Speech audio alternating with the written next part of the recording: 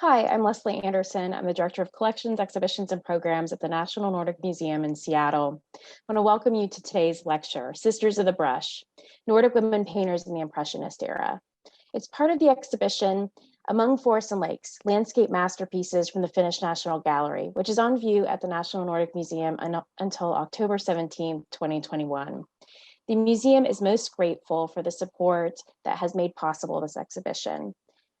Lotta Gavel Adams, Barbara Osher, Persuesia Foundation, Greg and Mary Moga, Finlandia Foundation National, the Robert Lehman Foundation, and FinSpark.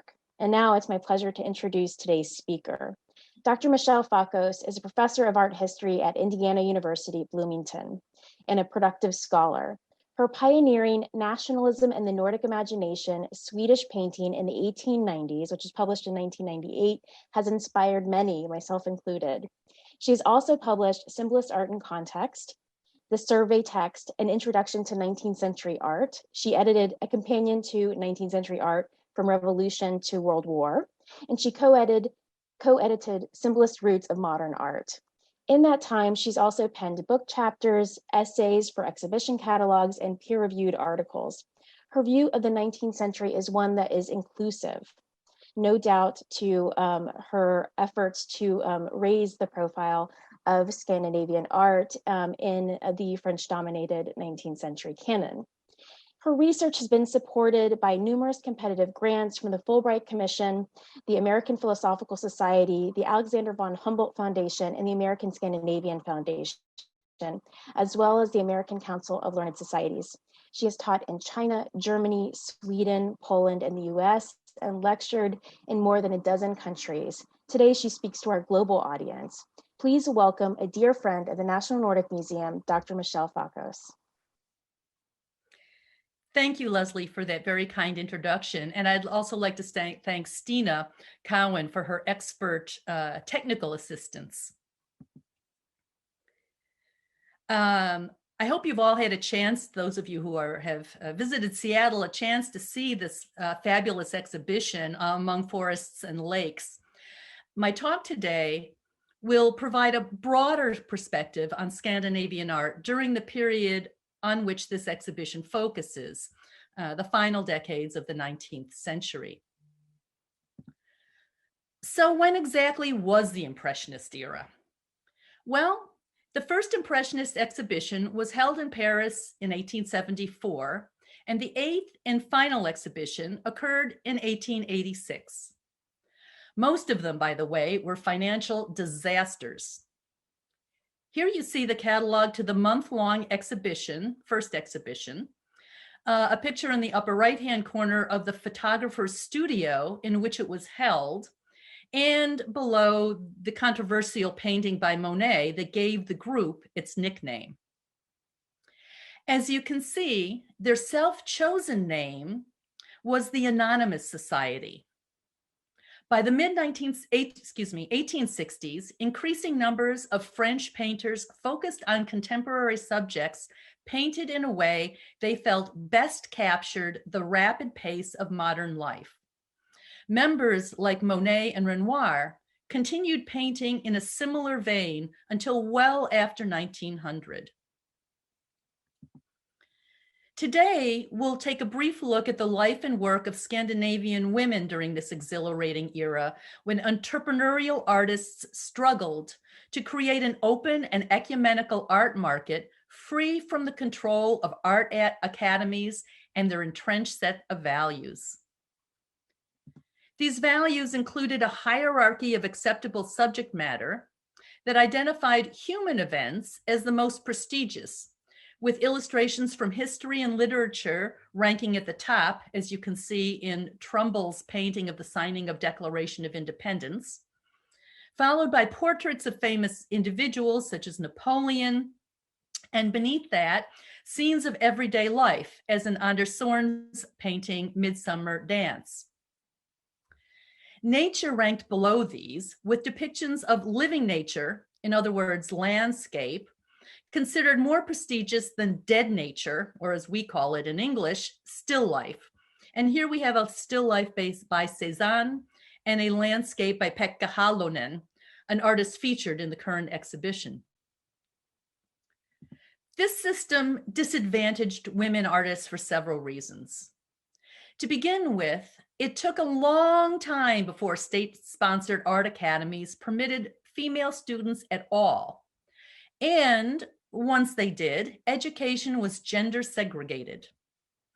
At the Royal Academy in Stockholm, the first division for women opened in 1864. And not until 1888 did the Royal Academy in Copenhagen open a section for women. Men and women were taught separately at these institutions until the 1920s. The curriculum for women was especially problematic because artists needed to understand human musculature and skeletal structure in order to paint figures. And life drawing classes with their posed, unclothed models were forbidden to women in most art schools, even private ones. The reason for this was that 19th century wisdom, and I use that term loosely, held that viewing naked bodies was dangerous for women because of their psycho-emotional fragility. Even the sight of a naked woman's body could precipitate insanity. In 1879, the Stockholm Academy was the very first to allow life drawing classes for women. Because of the expense and financial uncertainty of an art career, most artists during the late 19th century, male or female, had independent incomes, either from their families, as was the case with all French Impressionists except Renoir, or they had side hustles as printers or illustrators, as was the case with the beloved Swedish painter Carl Larsson. It was only the most progressive and wealthy families who tolerated their daughters pursuing an art career rather than marriage and motherhood. And the hurdles for women didn't stop there. Women couldn't go out alone in public, so sitting in cafes or anywhere else quietly sketching wasn't available to them. Women could go out together, but even this was frowned upon. Proper young ladies did not appear in public unchaperoned. For these reasons, late 19th century women artists tended to focus on subjects they could paint at home or at least indoors: portraiture, still life, and domestic genre subjects. The Swedish painter Amelia Lindegren was one of the very few female mid-19th century European painters able to succeed despite these restrictions. Through special dispensation, she was permitted to study at the Royal Academy in the 1840s, and in 1850, she won a prestigious travel scholarship, evidence of her extraordinary capability. She continued her studies at a private academy in Paris and subsequently at the renowned Dusseldorf Academy, which specialized in the production of genre painters. When she returned to Stockholm in the mid-1850s, she had the distinction of becoming the first female member of the Royal Academy of Art. She lived a hermit life existence and never married. Lindegren's 1860 painting of a Sunday afternoon in a Dalarna cottage was purchased by the government and popularized in engravings. Dalarna is a province in central Sweden, celebrated since the late 19th century as the epicenter of authentic Swedish folk culture. Lindegren showed peasant life as healthy, happy, and clean, exactly as affluent urbanites like to imagine it. Lindegren included fascinating ethnographic details. The eldest daughter's apron, excuse me, with its distinctive stripes, identifies the location as the village of Rättvik. The family wears clothing reserved for special occasions, including obligatory church attendance on Sundays. Behind them is a wall bed with a hand-woven curtain to keep in heat in winter and light and mosquitoes out in summer. In the foreground, in the beneath where the woman is, the mother is sitting, we see the productive activities of the father, wood chopping, and the mother, knitting, from which they have paused to enjoy a moment of family intimacy. In painting this kind of idealized ethnographic genre painting, Lindegren contributed to a trend that escalated in popularity during the final decades of the 19th century. Breakfast is Lindegren's best known painting because it has been so often reproduced. Again, we see a peasant child, but a well-kempt, healthy one whose wry smile suggests an impish personality. The qualities that critics often remarked on in peasant painting was cleanliness, or lack thereof, and comportment. Conformity to bourgeois standards signaled propriety and intelligence, whereas dirt, illness, and malnourishment signaled intellectual and social inferiority. The 18th century French painter Jean-Baptiste Chardin specialized in a similar kind of bourgeoisie-pleasing peasant genre painting, and Lindegren would have seen his paintings when she visited the Louvre. Paris became the center of innovation in the 19th century and attracted independently minded artists, both French and foreign. Paris enjoyed this status, not because the French are more creative than other Europeans, despite what they may like to think, but because it was the capital of Europe's most dynamic and unstable nation, one where revolution propelled changes of regime every 15 to 20 years. A weak establishment opened opportunities for challenge and innovation. The fact that Napoleon Bonaparte's nephew, Napoleon III, was determined to make Paris the most modern city in Europe generated excitement and opportunity. He, too, was responsible for regime change. He declared himself emperor in 1851 after 2 years as the elected president of France's Second Republic. In the 1860s, Charles Baudelaire declared that the modern world should be the documentary focus of artists, since even a few years in the past seemed distant and hard to remember because the world was changing so rapidly. We who remember 8-track tapes, cassettes, landlines, and cameraless phones understand exactly what he was talking about. And in a world where democratic values and political equality were gaining traction, artists felt increasingly justified in choosing subjects and styles of expressing them that responded to their own personal interests. Significantly, Scandinavian countries or Nordic countries during this period produced a disproportionate number of successful women painters. Today, an entire gallery of Stockholm's recently renovated National Museum is dedicated to them.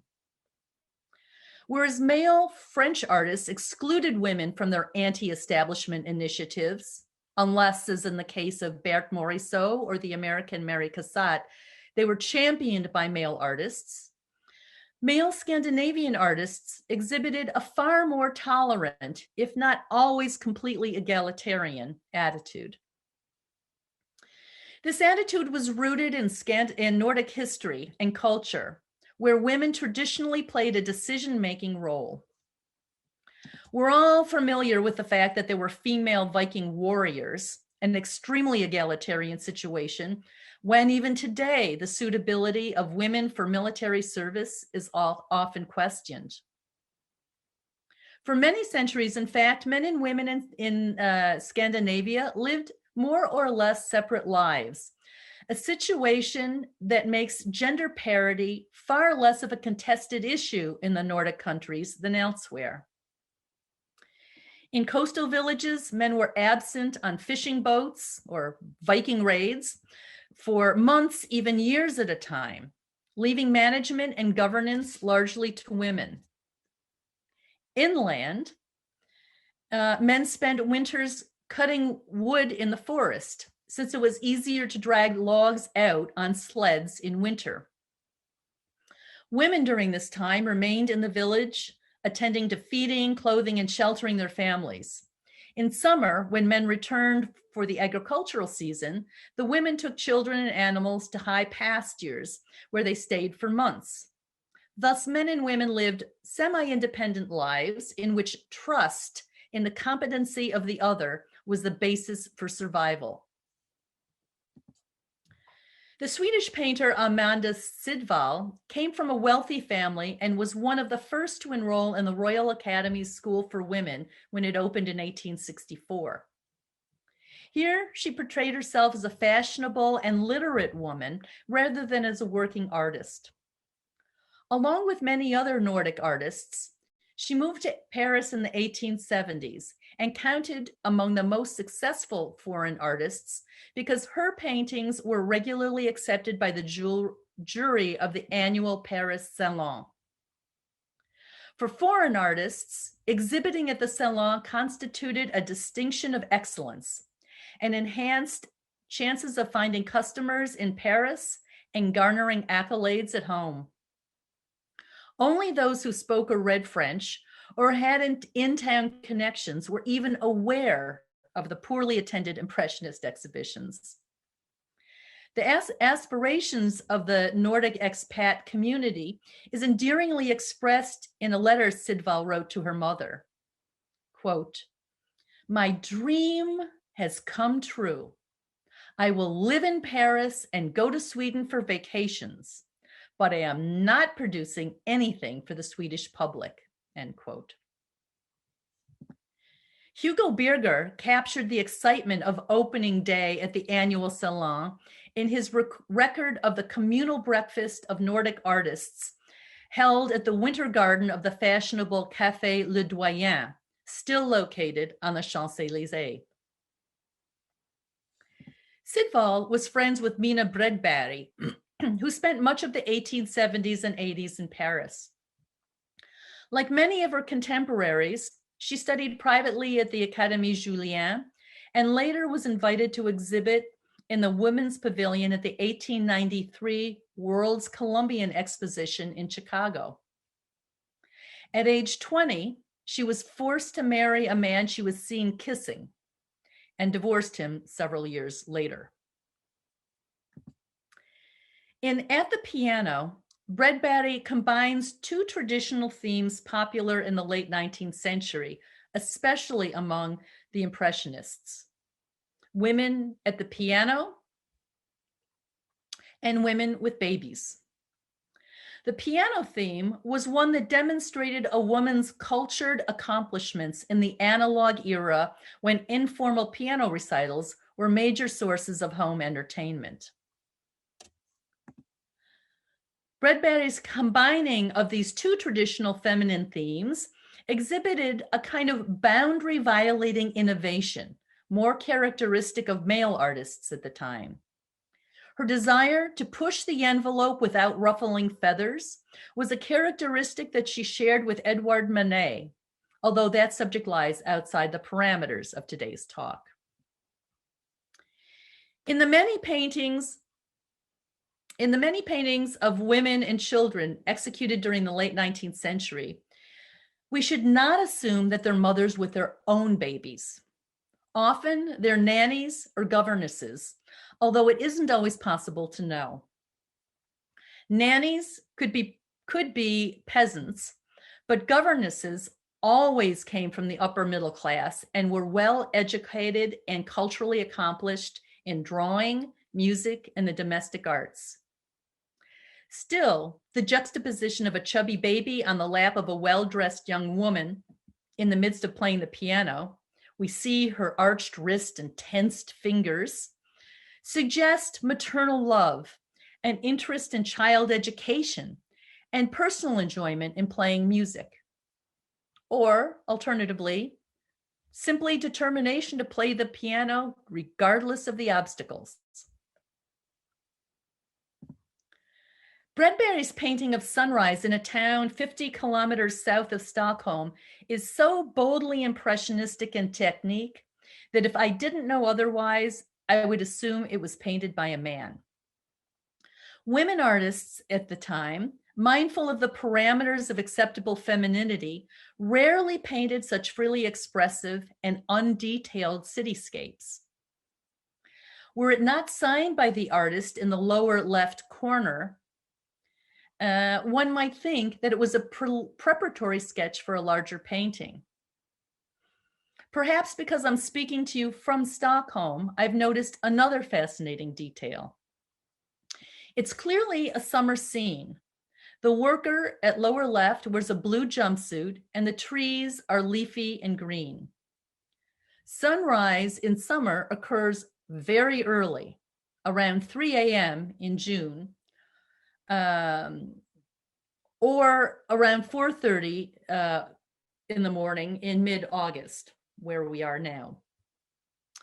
Södertälje is a small port town between Lake Mälar and the Baltic Sea, and it seems as though Bredberg was sitting at a window in the second or third story of a house or apartment building along the water's edge when she painted this. Eva Bunnier, a member of the famous Swedish publishing family, belonged to the vibrant Nordic expat artist community in Paris during the 1880s, following several years of study at the Royal Academy in Stockholm. She did visit the Impressionist exhibitions, but as we see here, she restricted herself to mostly domestic interior subjects. The fact that she titled this painting in a manner that referred only to its formal qualities focuses the viewer's attention on the wide range of bluish nuances, both natural as in the dress of the young girl reading and reflected. The title directs attention away from the poignant subject, a servant girl, we know this because she wears an apron, reading what looks like a novel, perhaps aloud to the frail elderly woman. Bunnier was undoubtedly influenced by the American painter James Whistler, who pioneered this practice of titles. The painting you see here, you probably know by an alternative title, Whistler's Mother, but that is not the title Whistler himself gave it. This practice of directing viewers' attention to the formal qualities of a painting prepared the way for non-objective abstract painting in the 20th century, when artists refrained from giving much, if anything, away in their titles. This strategy forced viewers to engage more actively with the image and to consider its potential meanings.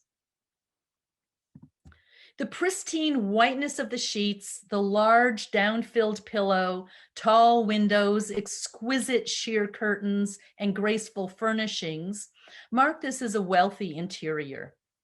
It is an interior of the social class to which Bunnier herself belonged and contrasts with peasant interiors such as that portrayed by Hugo Simberg.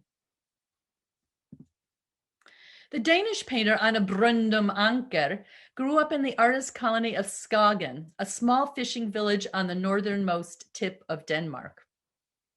Her family owned the inn where most of the artists stayed during their summer visits, and she married one of them, Michael Anker. Anna concentrated on genre painting, scenes, especially interior scenes of daily life in Skagen.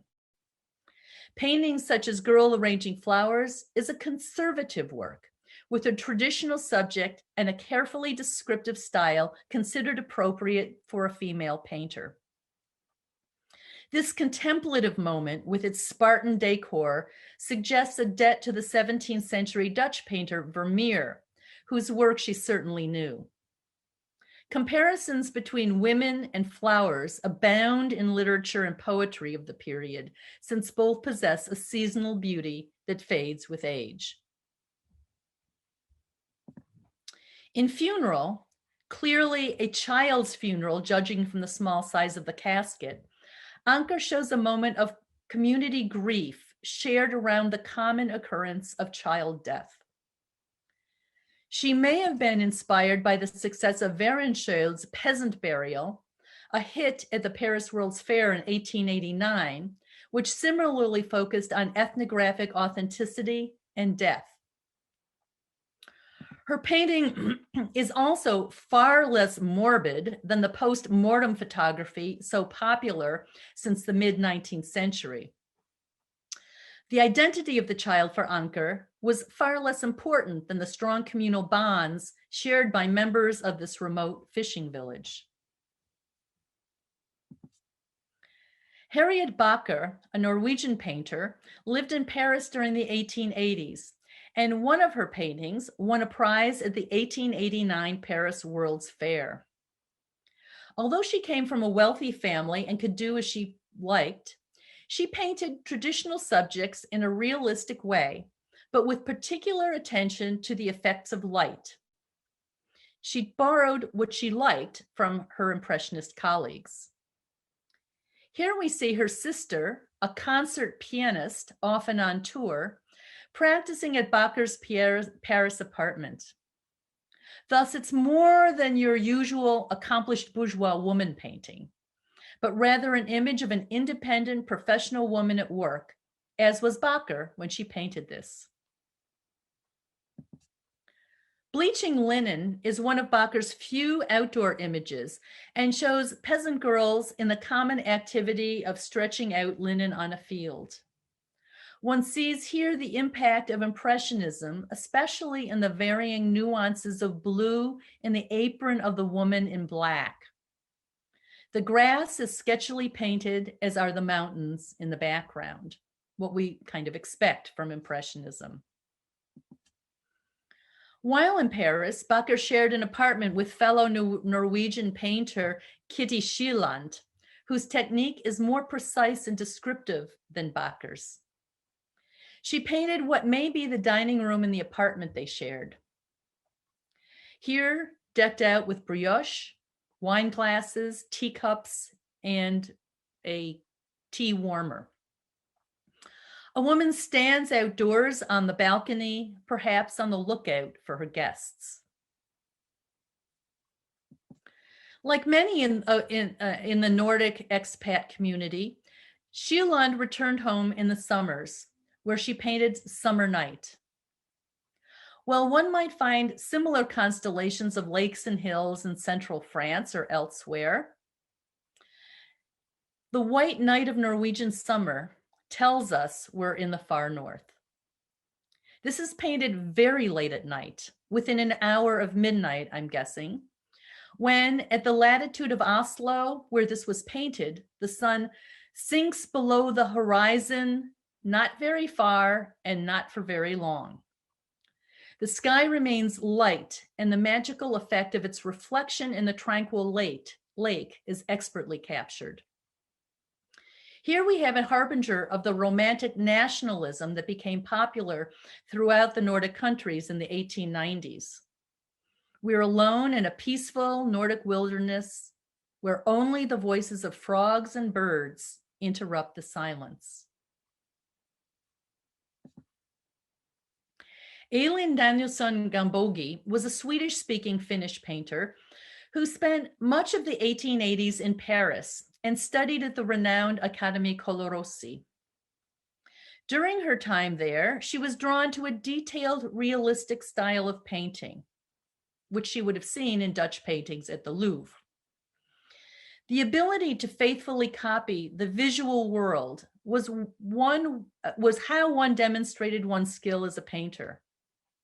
Her subject of a peasant in traditional costume was extremely popular, as we've seen in the final decades of the 19th century, because peasants with traditions that survived were rare and treasured as representatives of stable values, often identified as national rather than peculiarly regional, as they usually were.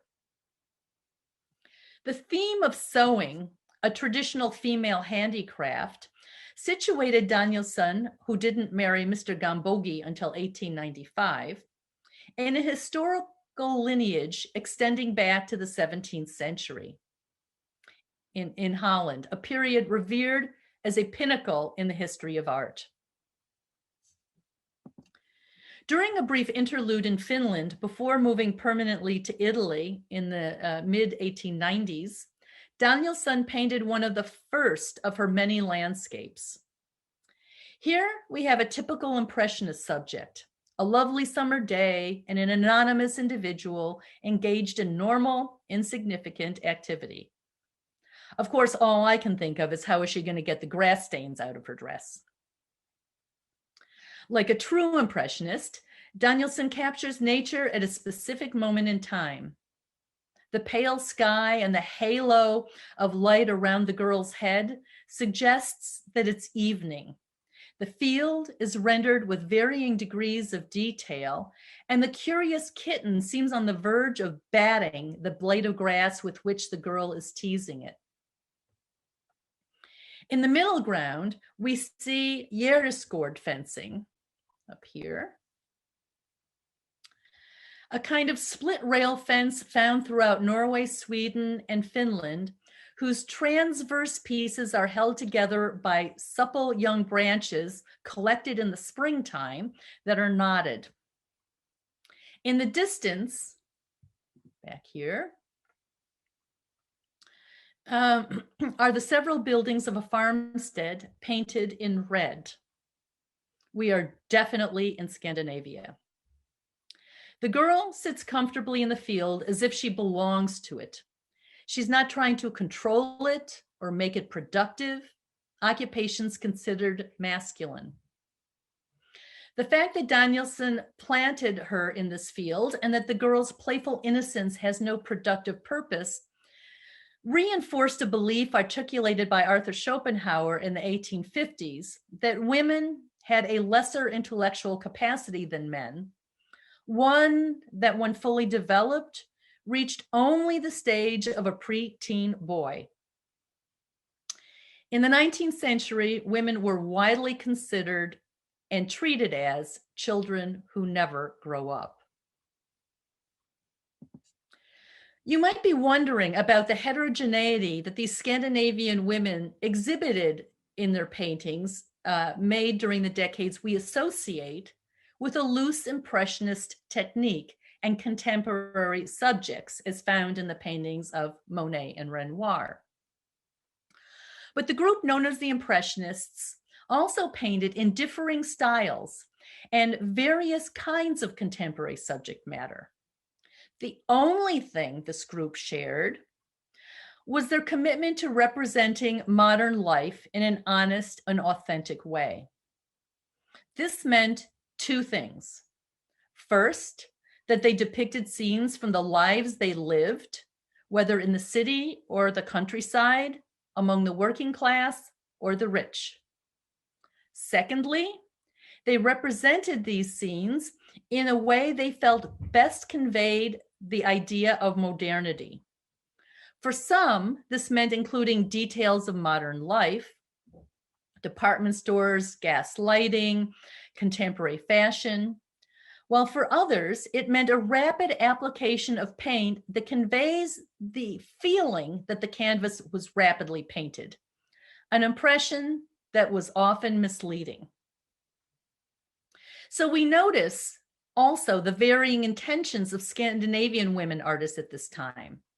Some tried to please critics by adhering to the status quo and subjects and ways of painting considered appropriately feminine. Others were bolder. Boldness, though, was not only a personality trait, but a conscious decision to not conform to contemporary taste, a decision that often meant few, if any, sales. Van Gogh, for instance, followed his inner voice, knowing that he could rely on his brother Theo for financial support. He was stubborn and may well have painted like that in any event. Renoir, on the other hand, desperately wanted financial success and survived by painting portraits in a people-pleasing way. Danielson's compatriot Helen Scherfbeck, undoubtedly the most famous female Finnish painter, pursued a very different trajectory. Scherfbeck never married, and as was often the fate of unmarried daughters, spent most of her adult life taking care of her demanding widowed mother. Scherfbeck took up art as a child following an accident. She was, for many years, an invalid and suffered throughout her life from severe back pain, like Frida Kahlo. And art was a way of something that she could do by herself in her bed. Later, she studied at the Art Academy in Helsinki before moving to Paris in 1880, and she began exhibiting at the Paris Salon in 1883, a major mark of distinction that eluded many of her male colleagues. Like Rembrandt, she painted a lot of self-portraits. Here we see her in Paris. It's a rather odd self-portrait. She doesn't identify herself as an artist, and the almost monochrome tonalities of background, dress, even hair convey her extreme shyness. She seems almost literally to blend into her surroundings. She doesn't look at us, but rather gazes at the mirror she used to paint the portrait. In other words, at herself.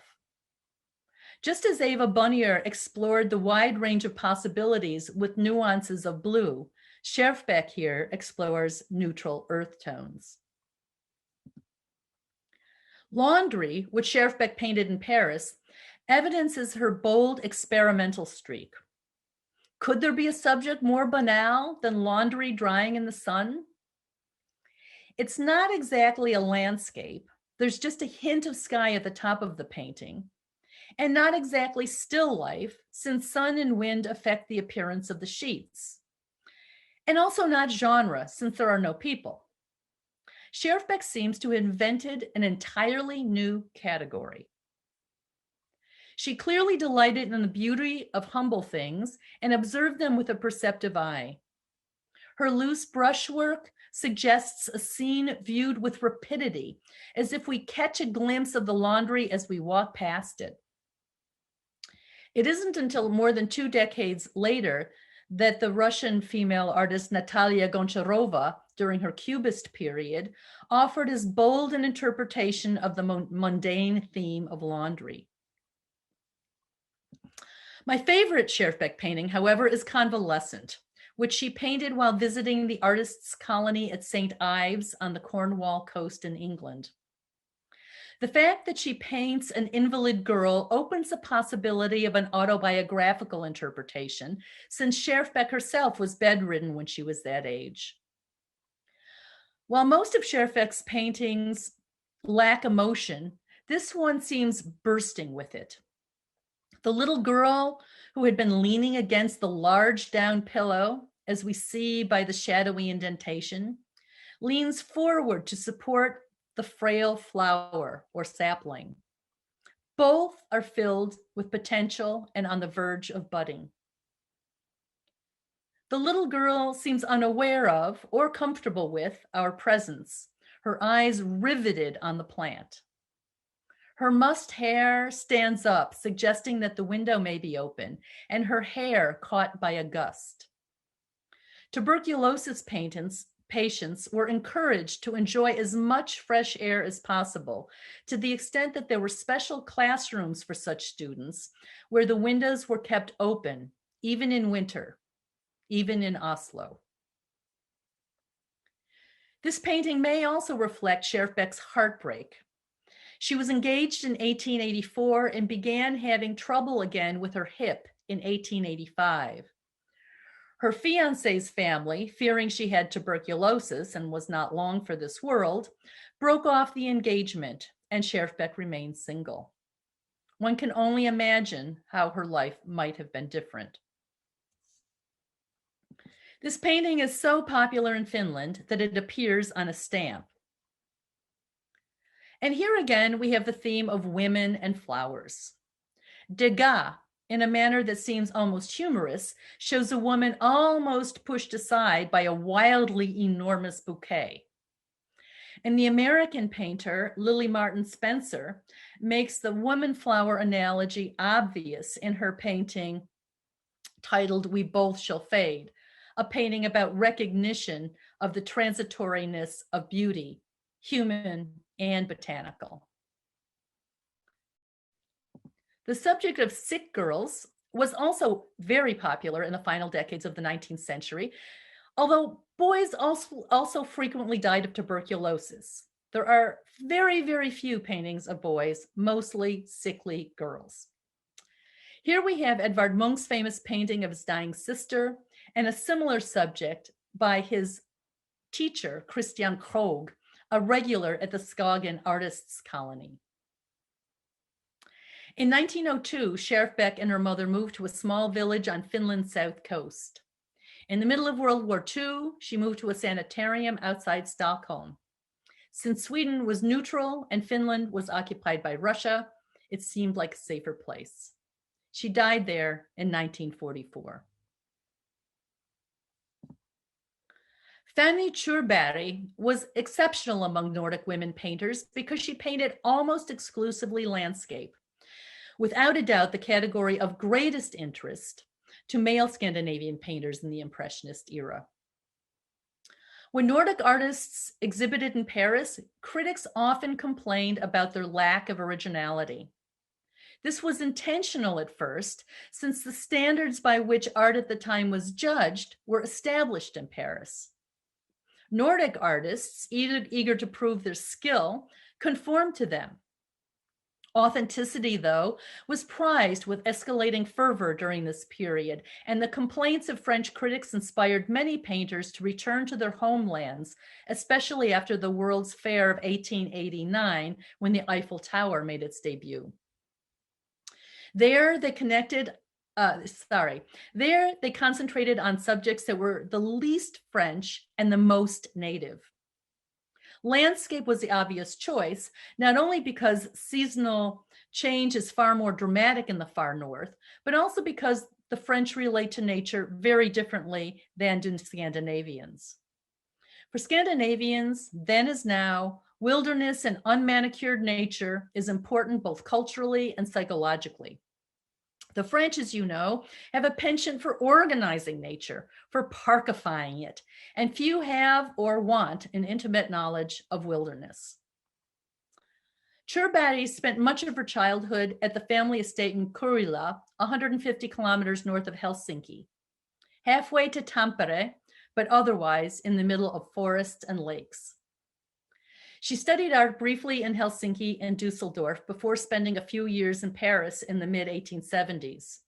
She never married either and ceased painting in the 1880s for reasons that are unclear, but depression following the death of her brother from tuberculosis seems a likely factor. During a summer visit to Finland, Tjurberg painted rye harvest. To the right, we see a Gärdesgård fencing again, and behind it, tiny garden plots ready for planting after the long Finnish winter. That chilly weather has already begun is indicated by the smoke billowing from the chimney at the far right. We see a settlement of what appears to be two farmsteads, whose buildings consist of log cabins constructed by careful joining and not nails. The architecture,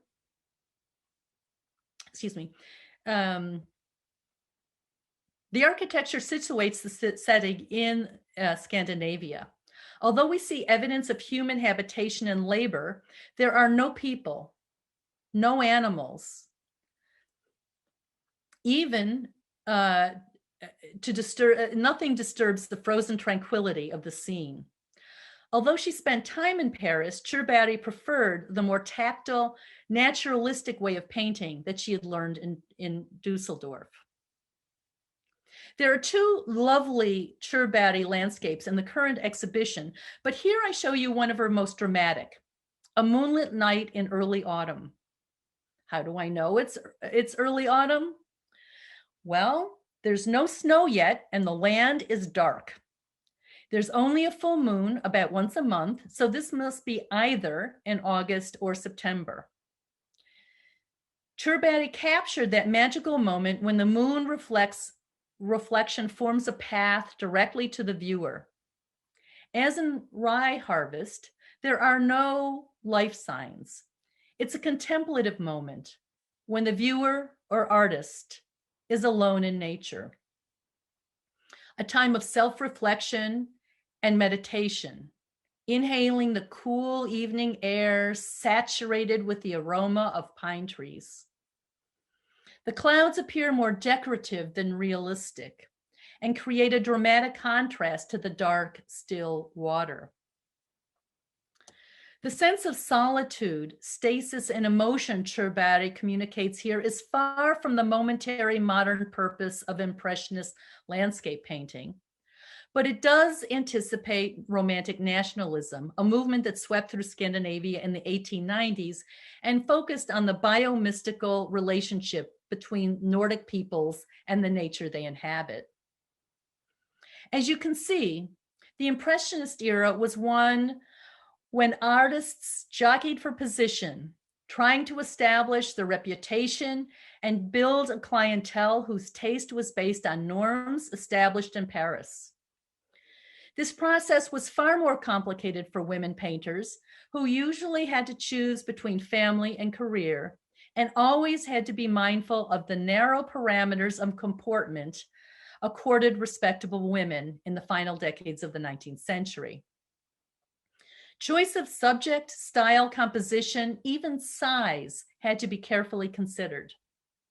Fortunately for those who we've seen today, the men in their lives tended to be supportive.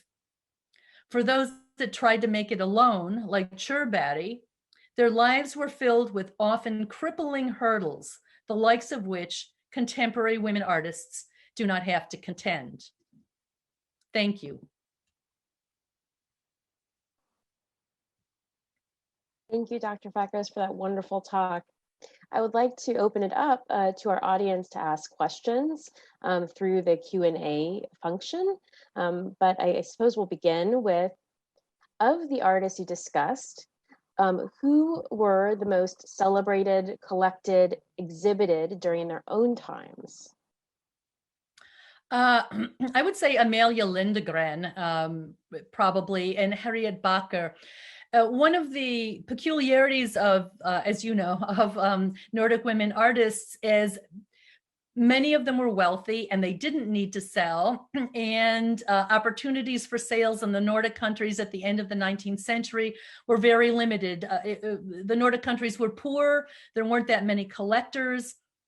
There were several, but their focus was on male artists, so they weren't collecting very many women. So I would say the biggest commercial success was probably Amelia Lindegren, and then second, Harriet Bakker.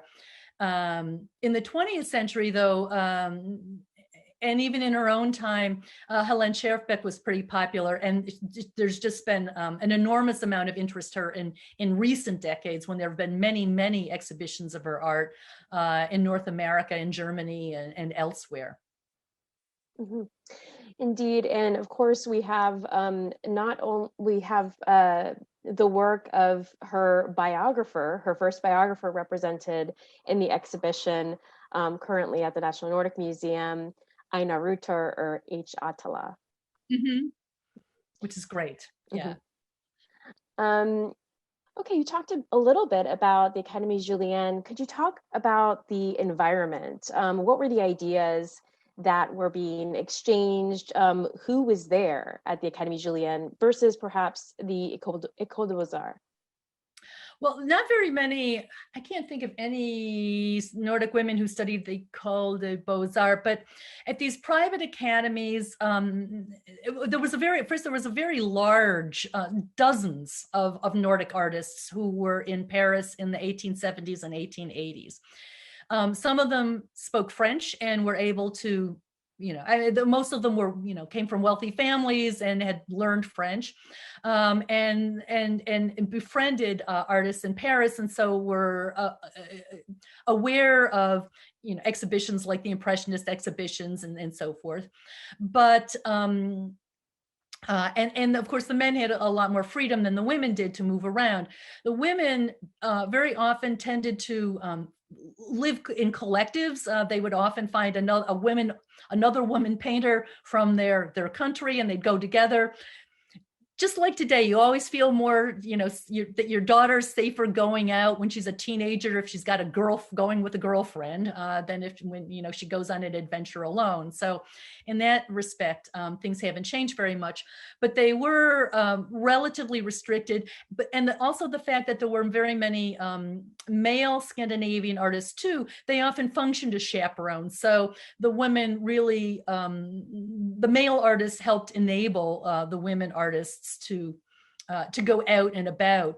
And of course, as you know, there were quite a number of marriages that took place. Probably the most famous is Carl and Karin Larsson. Karin Larsson was also in Paris, and Hanna Pauli, a Swedish woman painter who was quite important and painted throughout her career, married to the painter Jörg Pauli, who also encouraged his wife, despite the fact that they had a full passel of children, to continue her career, until the end of her life.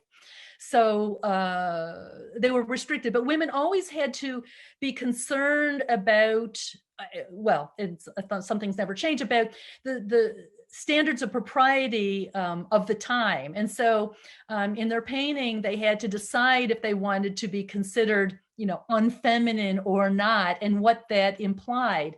And that included, the size of paintings, the subjects that they chose. And that's why Mina Bredberg's painting of Södertälje is so really extraordinary for the time. I mean, I can't think of another woman painter who was painting in such an expressive way, in a way that many French male artists were not painting during the same period of time. So, but most of their paintings did remain in, private collections. And many of them, if they got married, they tended to give up painting when they got married, which was true of women artists everywhere in the late 19th century. Mm-hmm. So we received two questions that are kind of within the same category, so I'll merge the two. One mentions the Women Artists in Paris show, an exhibition that they attended a few years ago, and this individual was struck by how fantastic the Scandinavian women in the show were, many of them barely known outside of Scandinavia. So this person is wondering if you've seen an uptick of interest in 19th century Scandinavian women artists in the US and Europe, or is it still limited to specialized and fabulous museums? And the related question is basically looking at these women artists relative to the very famous French male artists that are perhaps household names. Yeah, well, the women artists were, most of their paintings remained in private. Well, yeah, so recently, and there's a number of people who are now specializing in this topic, particularly in Sweden. There has been a definite uptick. I mean, the fact that the National Museum has a room dedicated to women artists, one might question whether that's continuing to marginalize women painters by giving them their own special girls room at the museum, rather than integrating their works among the male artists, Scandinavian, Nordic artists. But the fact that they've dedicated an entire room is very progressive. I'll be curious to see what happens at the National Museum in Oslo when that reopens. There has been an uptick in sales and in the prices that these paintings are, garnering. So there is, just definitely increasing interest. Although there's, if there are any, collectors among the listeners today, there are lots of great opportunities for paintings by Scandinavian women artists if you keep your eyes peeled at the, especially the auctions that occur in the Nordic countries. And as far as comparing the women to the French male artists, Impressionism was disliked in France at the time. No one was really interested in buying it. Most of the 8 Impressionists, I think there was only one that wound up not in the red. They were all mostly funded by Gustave Caillebotte and Edgar Degas, and very few paintings sold. And they weren't very popular. Where the paintings were purchased were by American collectors, which is why you see so many fabulous French Impressionist paintings in collections in, LA, Chicago, New York, Boston, Washington, because the American collectors were not tradition bound. They were interested, this is the robber baron era in the late 19th, early 20th century. They were interested in buying new things and so forth, to the extent where there have been French museums who have since bought back paintings that are now icons of, considered icons of French art. So the Impressionist artists, the French Impressionist artists were just about as popular as the Scandinavian artists of any stripe were in the late 19th century. And actually Scandinavian male artists were much more popular among Scandinavian or Nordic collectors at the time than French Impressionists were among French collectors at the time. Mm-hmm. And then I have another question asking about, you talked a little bit about exhibition opportunities, but they want to know if the women that you discussed today exhibited frequently, and where did they exhibit? No, they didn't exhibit frequently. There were a number of them that took part in the 1893 Columbian exhibition in Chicago, either as part of their kind of national pavilion or as part of there was a women's exhibition hall, a women artist exhibition hall in 1893, and there were a number of these artists who participated in that as well. But there were not a lot of opportunities for exhibitions, period, in Scandinavia during this period of time. There were several galleries in Stockholm. I mean, there were several galleries in all of the countries, but they were small. They didn't have that many exhibitions. Sometimes women were included, but not so much. So, yeah. Well, my last question, because you are one of the busiest scholars that I know, what are you working on now? What am I working on now? Yes, well, I'm working on, I spent the pandemic, I'm in Stockholm right now, actually, and I will soon walk to the spot that you see on your screen, which is near my apartment.